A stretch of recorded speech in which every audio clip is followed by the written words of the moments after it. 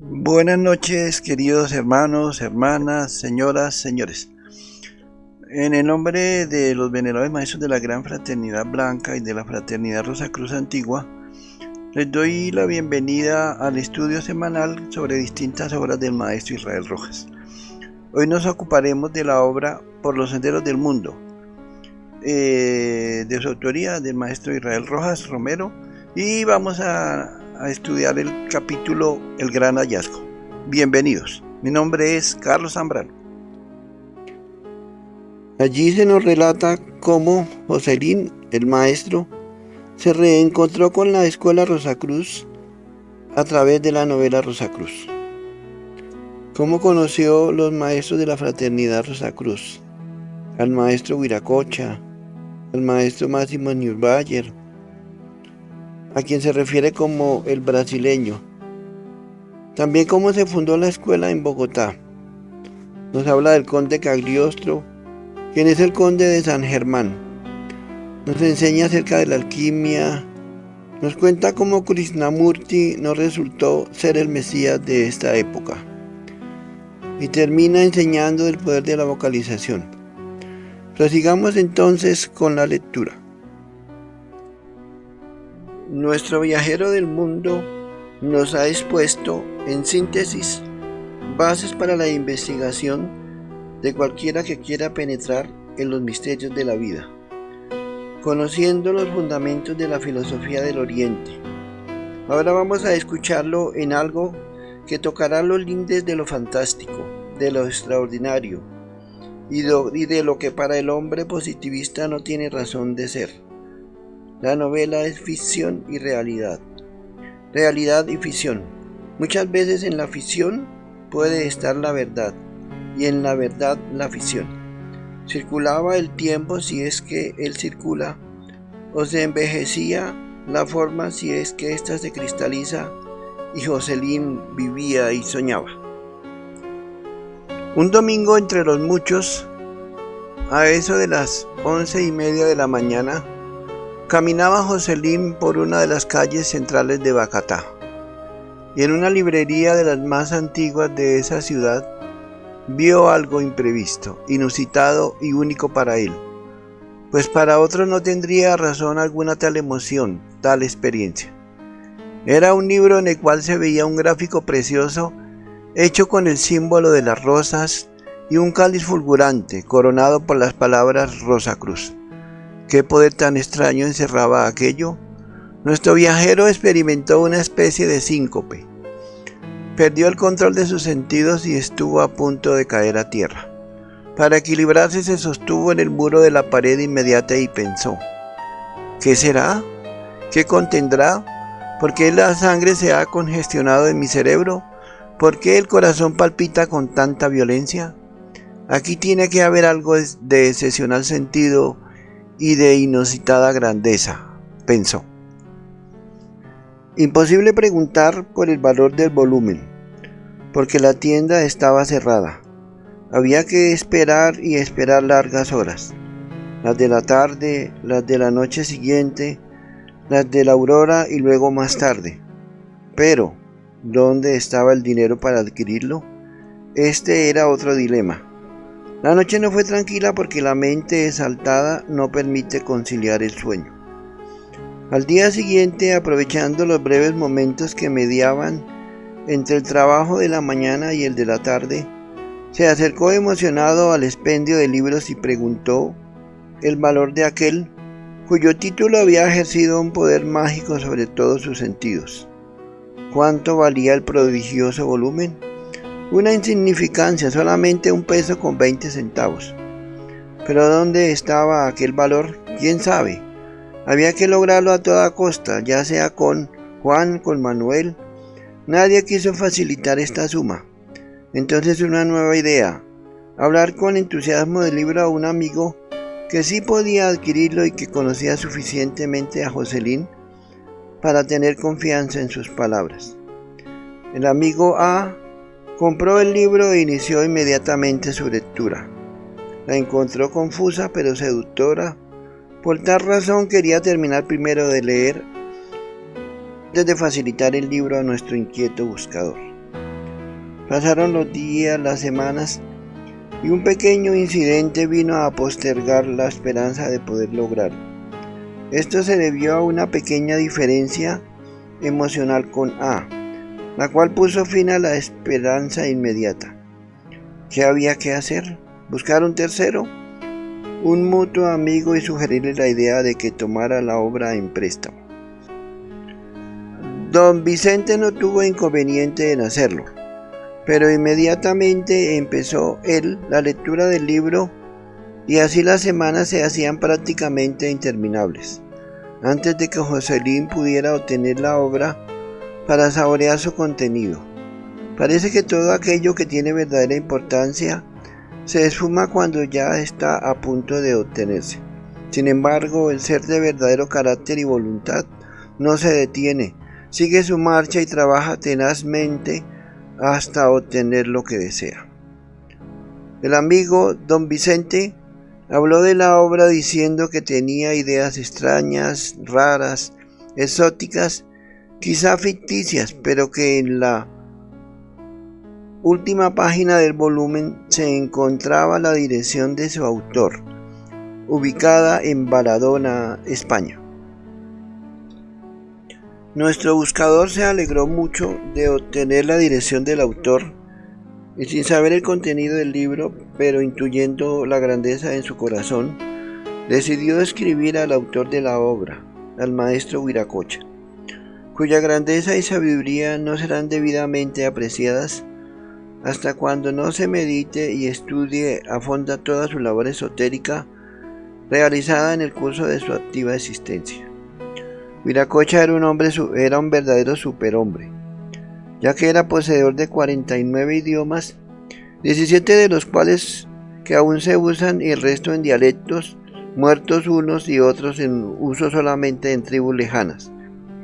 Médico y profesor de muchas universidades, discípulo de la Escuela Martinista de Francia, de la Rosa Cruz Cabalística, de los gnósticos, de los yogis, y quien había permanecido en un convento budista del lejano oriente durante 5 años, y así había logrado en esta encarnación una gran capacitación para actuar en los internos mundos, como muy pocos de los hombres que le conocieron o tuvieron referencia de él pudieran sospecharlo. A don Vicente le pareció expresión de ligereza, o quizá toques de locura, el que Jocelyn se dirigiera a Wiracocha antes de haber leído Rosacruz, pero esto lo hizo sin más dilación. Cuando Jocelyn escribe una carta, deja allí pendiente su entusiasmo, hasta cuando llega la respuesta. En el intermedio no se emociona por ello, como le sucede a muchos, y así nuestro viajero del mundo se hallaba un tanto tranquilo, cuando una noche cualquiera contempló en una atmósfera clara y transparente la producción de un rayo que emergiendo de la atmósfera y trazando una línea en zigzag, lanzó hacia la tierra un sobre azul en el cual estaba estampado el nombre de Jocelyn. Al día siguiente nuestro amigo se fue a su trabajo cotidiano y a las 8:30 de la mañana el cartero puso sobre el mostrador del almacén de su trabajo el ya previsto sobre. Esto produjo naturalmente una gran alegría en el corazón del peregrino. Muy emocionado leyó el sobre, en el cual Wiracocha le pedía el favor de enviarle fecha de nacimiento, día y hora. Ese mismo día la carta contestación salió a cumplir su destino y unas cuantas semanas más tarde llegó una segunda preciosa carta firmada por Wiracocha. En ella decía que el solicitante había estudiado esoterismo en pasadas edades y que por tal razón lo aceptaba como discípulo. En el párrafo siguiente le daba instrucciones propias para su estado, las que el favorecido puso en práctica casi inmediatamente. Esa noche el mundo más sutil o astral se hizo sensible ante sus ojos. Un precioso valle bordeado por encantadoras colinas apareció ante su vista. Un arroyo de aguas cristalinas refrescaba el paisaje y el verde de la naturaleza mostraba la exuberancia y la plenitud de una especie de paraíso. Flores de diversos colores causaban verdadera emoción estética al contemplarlas, a la par que los deliciosos perfumes de las flores embalsamaban el ambiente. Tres preciosas damas, imposibles de describir por su perfección y belleza, estaban allí presentes con sus seductores encantos, en absoluta y total naturalidad. Ningún velo artificial cubría su divina como encantadora presencia, y así fue posible medir cuál era la inspiración del que se hallaba embelesado en tan precioso cuadro.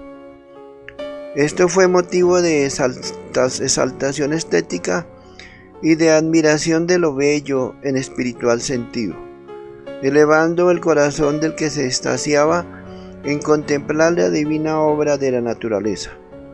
Entonces aquel cuadro pasó y apareció un anciano de luenga barba, ojos como un par de estrellas, serenidad parecida a la que podemos hallar en un lago cristalino que refleja a perfección el paisaje que le rodea, y con voz melódica como si un ángel se expresara a través de los sonidos, dijo: «Pase usted».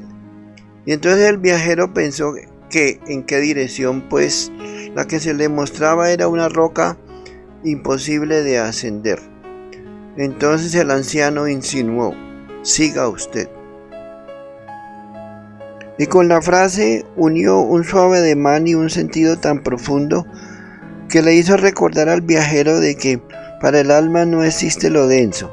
Y entonces pasó, se hundió en la roca, que era en el fondo un precioso templo, donde una luz blanca y oro alumbraba un espectáculo de excepcional belleza. Allí en aquel lugar muchas cosas indescriptibles sucedieron, y entonces la sonrisa de Wiracocha fue la contestación al interrogante de tanta grandeza como divina magnificencia. «Reláteme usted todo lo que experimente». Este era el otro párrafo de la carta. Los hechos le fueron relatados al instructor, y entonces muchas noches que para el alma peregrinante eran días, se convirtieron en solemnes tiempos de solaz, de aprendizaje, de expectación y de recónditas como divinas esperanzas. La correspondencia seguía y cada carta traía un nuevo motivo de meditación, una nueva enseñanza, una deslumbrante verdad científica.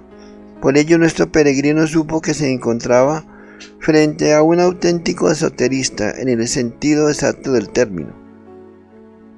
Imposible describir la satisfacción que en el corazón y la inteligencia sentía aquel peregrino de la eternidad.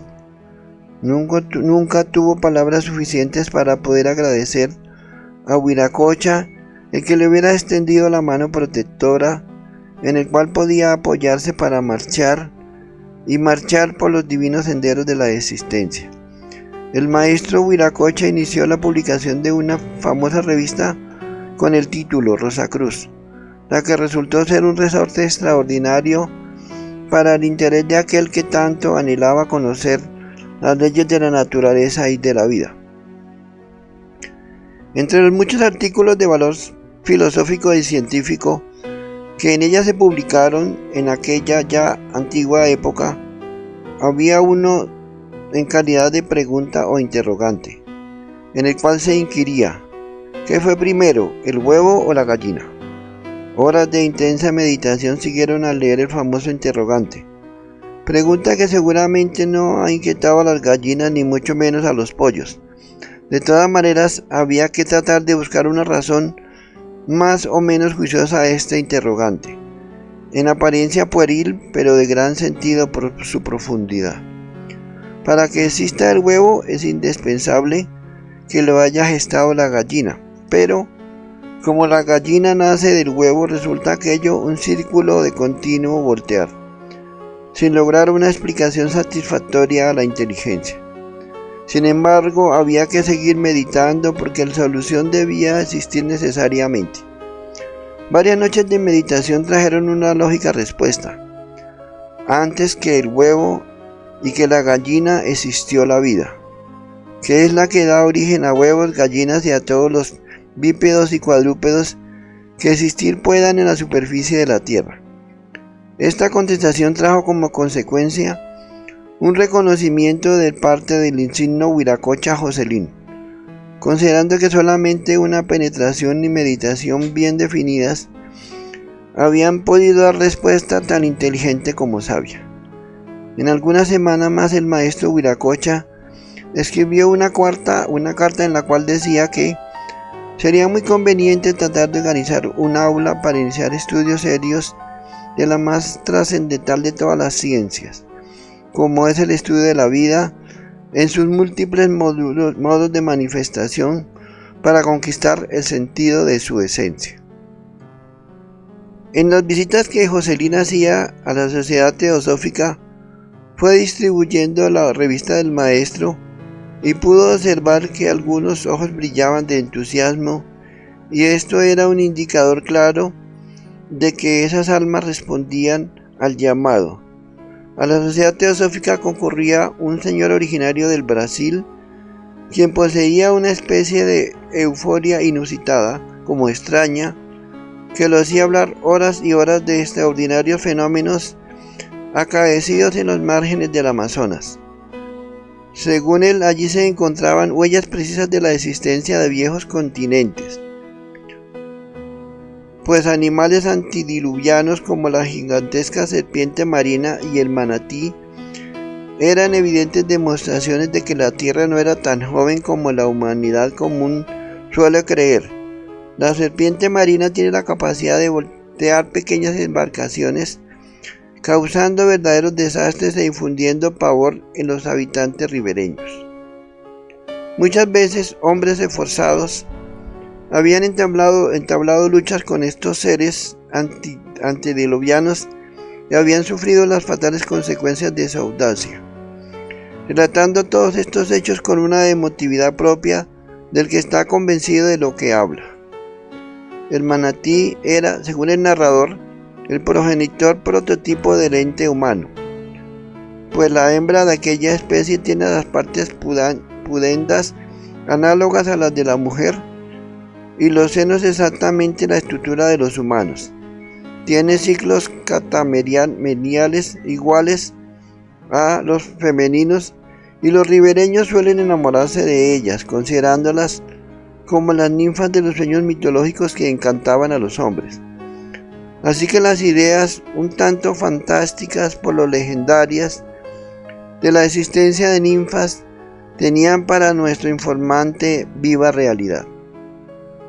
El manatí o bufeo también es, según el relato, muy análogo al hombre. Posee la cualidad de estimar especialmente al ser humano y lucha por defenderlo de peces voraces. Cuando ha caído al agua, tratando igualmente de impulsarlo y facilitarle la salida hacia la orilla del río para ponerle a salvo. En las montañas de Mato Grosso, los campesinos ven de noche preciosas ciudades iluminadas con templos de oro que se yerguen majestuosos y brillan por la acción de los plateados rayos de la luna. Esas ciudades encantadas están habitadas por seres de la cuarta dimensión. Los que viven allí en espera de condiciones favorables para tomar cuerpo humano y seguir su peregrinaje en la evolución. Curanderos de poder extraordinario realizan prodigios solo por medio del encantamiento de la palabra, de la magia, del sonido. Videntes comunican hechos que van a suceder, los que se cumplen rigurosamente. Cuando el amigo nacido en las tierras brasileñas se ocupaba de sus relatos, perdía la noción del tiempo y del espacio, y se transfiguraba pareciendo ser uno de aquellos magos de su leyenda. A veces traía informes sobre la vida de Cagliostro, y entonces su entusiasmo llegaba al límite. El mago Cagliostro había vivido en la época de Jesucristo. Había sido amigo personal de Cleopatra. Relataba con claridad los acontecimientos realizados en la época de los emperadores de la antigua Roma. Había tratado personalmente a Catalina de Médicis y había actuado a su servicio. El gran Cotto, como también solían llamar a Cagliostro, había actuado en Rusia con el nombre del conde del Fénix y había allí realizado tantos prodigios como solía hacerlo en todas partes. En alguna ocasión fue llamado ante un juez para que se responsabilizara de algún hecho delictuoso, pero el conde de Fénix había salido del apuro en forma demasiado simple, pues cuando el juez le formuló las preguntas que debían ser contestadas para aclarar el dilema, el conde de Fénix le dijo: «Usted apenas vive aquí en una forma, pero su corazón se halla ausente. Su hijo gravemente enfermo está desahuciado por los médicos y si usted quiere que yo le cure, no podemos perder tiempo».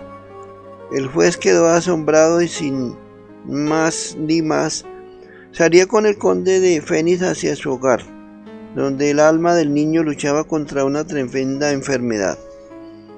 El conde le curó instantáneamente y nada más se volvió a hablar del problema, por el cual el conde había sido llevado a presencia del juez.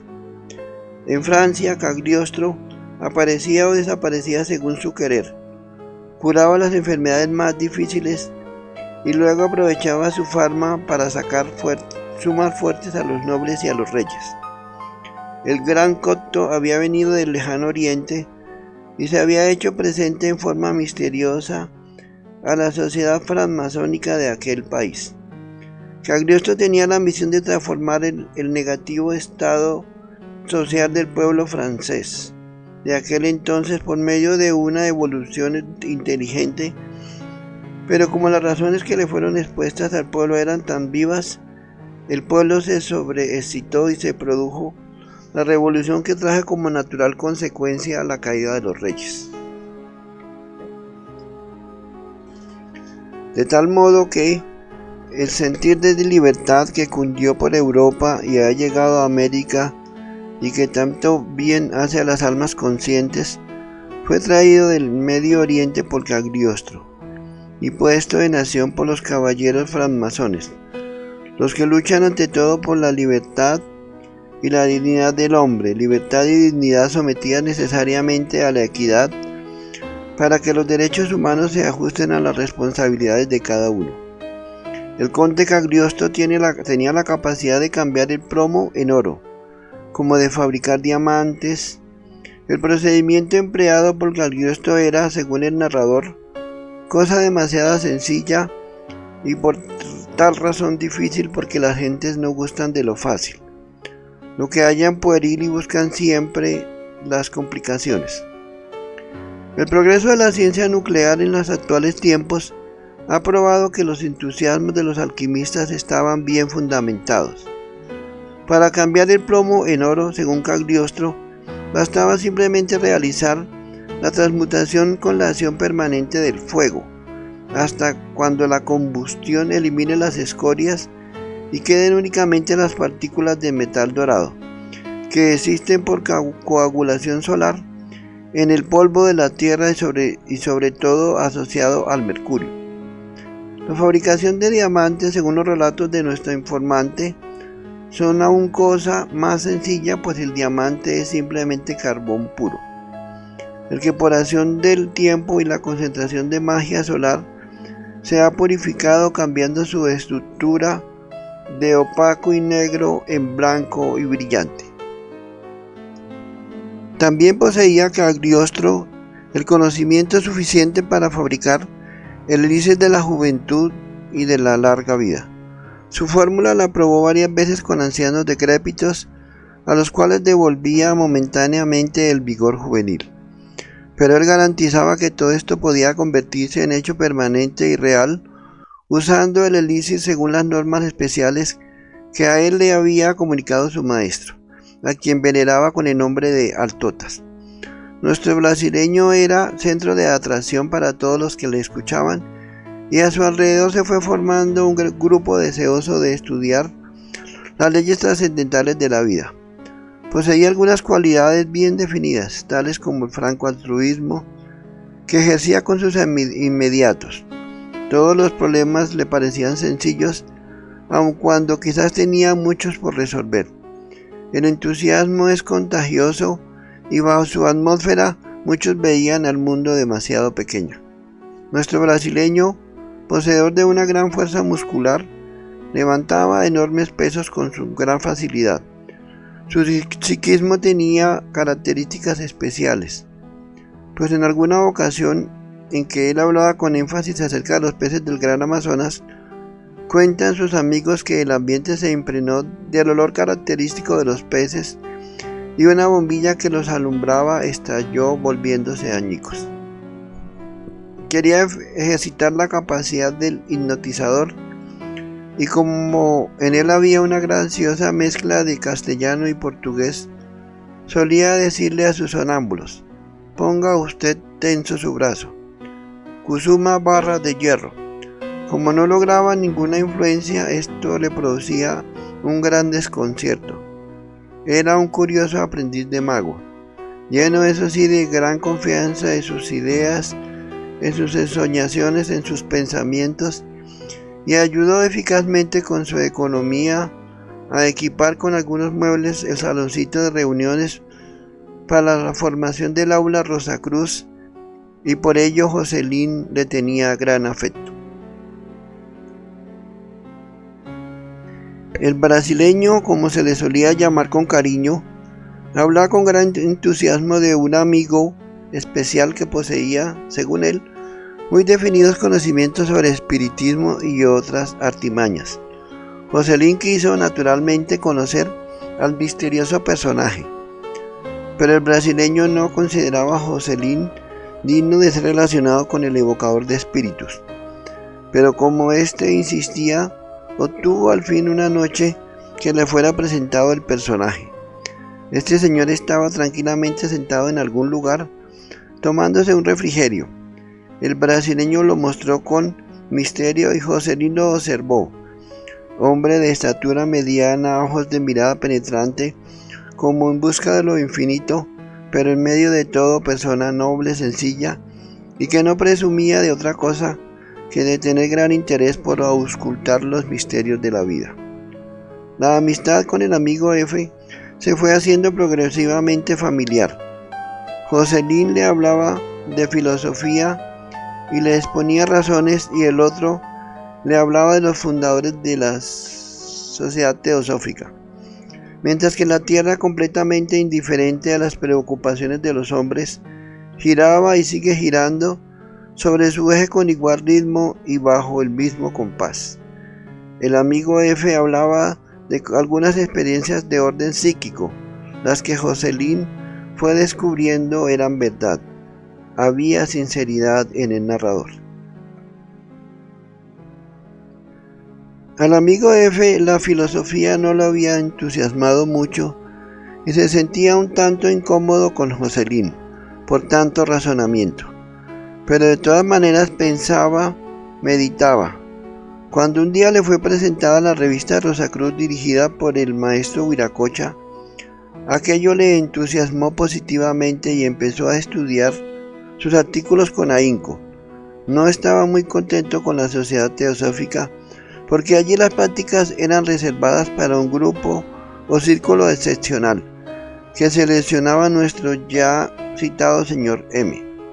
Así que la convención de ideales entre Jocelyn y el amigo F se fue haciendo muy intensa, y así pasaban las horas y los días, hasta cuando el 27 de abril del año de 1928 se hizo la primera reunión formal para la fundación del aula Rosacruz. Se iniciaron estos trabajos con un calor y entusiasmo nada comunes. 6 caballeros y una dama se reunieron en un pequeño salón y fácilmente se pusieron de acuerdo en la finalidad de la institución que nacía en la llamada Nueva Granada. Los estudios estaban naturalmente concretados en el conocimiento del hombre, de la naturaleza y de Dios. El balbuceo de la impreparación era ostensible en todos, pero había sano entusiasmo, y este es un poder que la humanidad no ha aprendido a valorar debidamente. Para que el grupo marchara en orden, se nombró democráticamente presidente y resultó elegido Jocelyn.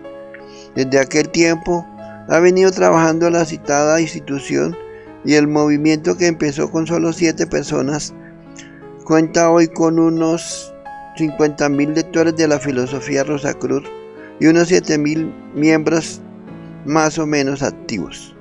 La literatura que se poseía sobre la elevada ciencia que se tenía entre manos era bien escasa, pero la novela Rosacruz, que era leída y releída por todos, aumentaba la fuerza del entusiasmo en los corazones.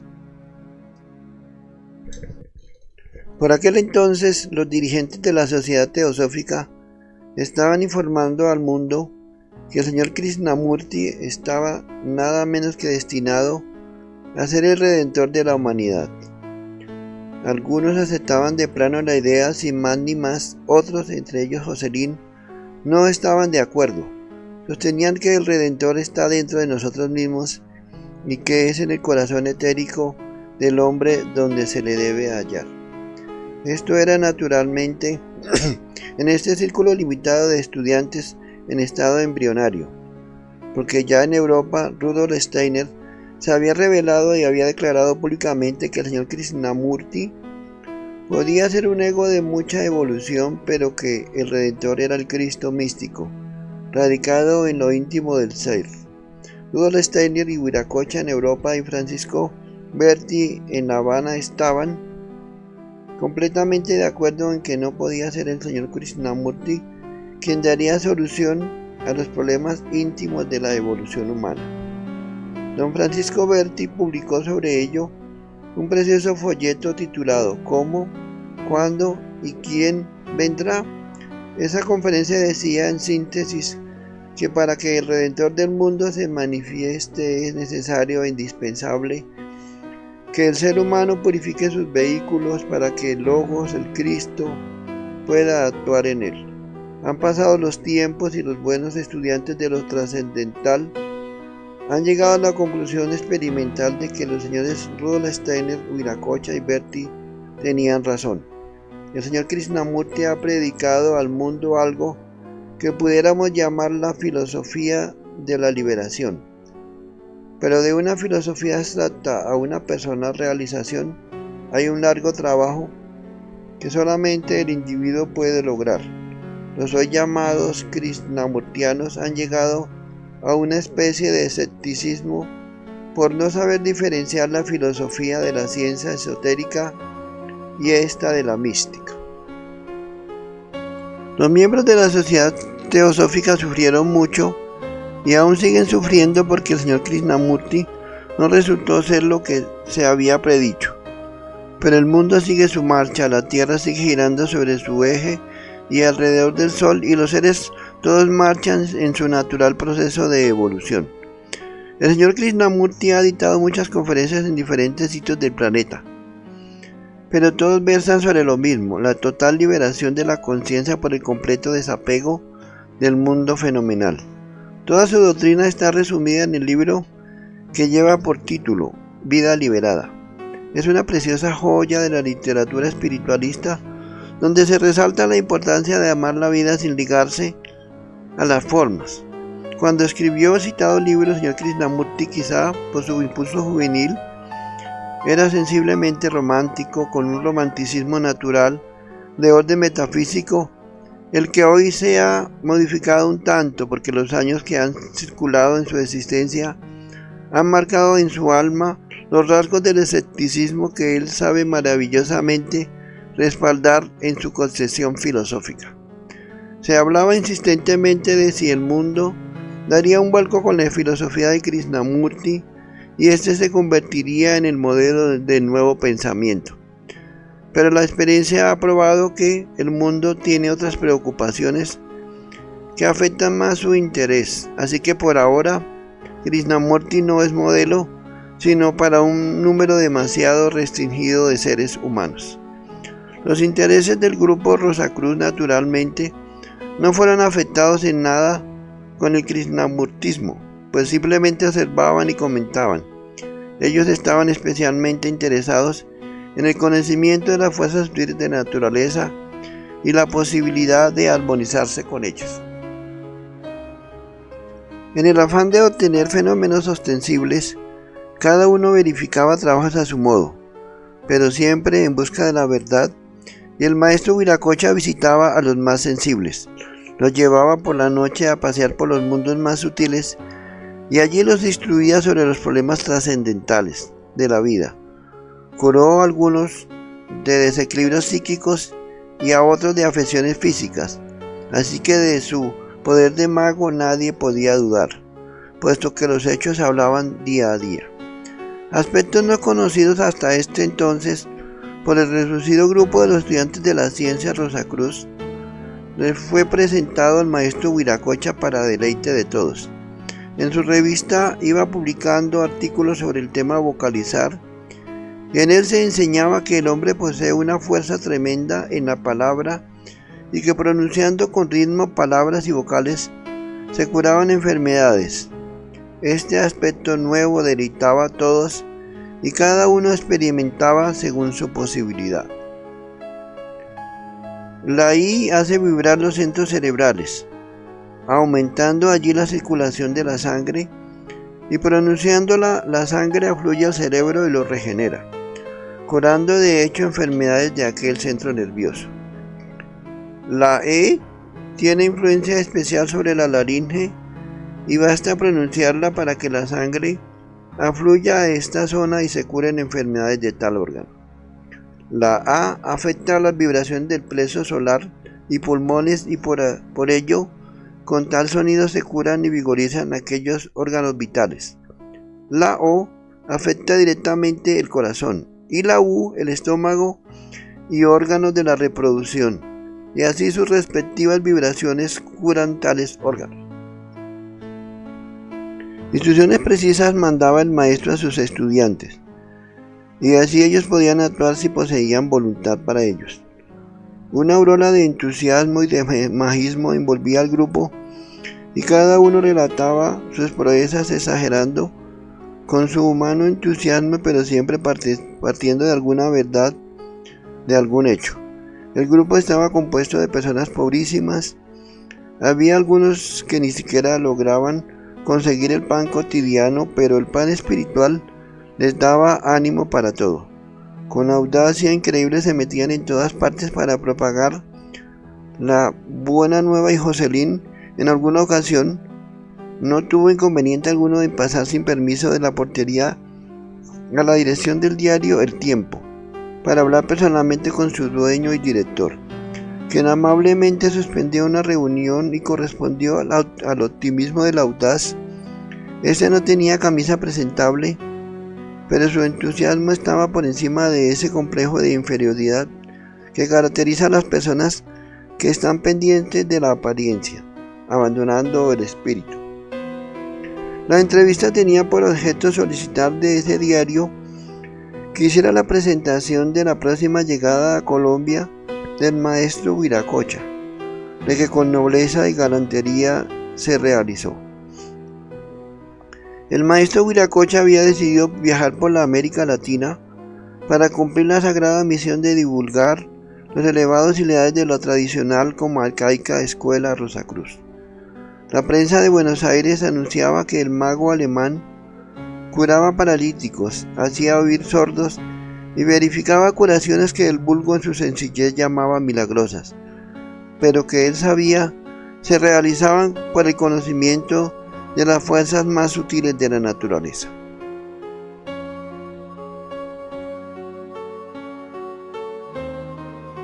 Queridos hermanas y hermanos, hemos llegado al final de la lectura del capítulo El gran hallazgo de la obra Por los senderos del mundo del maestro Israel Rojas. Qué interesante conocer la historia de la fraternidad Rosacruz en Colombia y cómo al ver un libro, Jocelyn, y con la ayuda de Viracocha, logró su despertamiento espiritual y logró recordar sus vidas pasadas para traer toda su sabiduría antigua y dejarla al mundo a través de su escuela, la Fraternidad Rosacruz. Qué agradable escuchar la forma de ser de cada maestro que apoyó a la escuela en sus comienzos y conocer su profunda sabiduría en temas de evolución, psiquismo, filosofía, alquimia. Y también saber cómo cuando Jocelyn fue puesto a prueba en los mundos internos por su guía espiritual, logró superar esta prueba y traspasar los mundos internos. Queridos hermanos, muchas gracias por su compañía y hasta una próxima ocasión.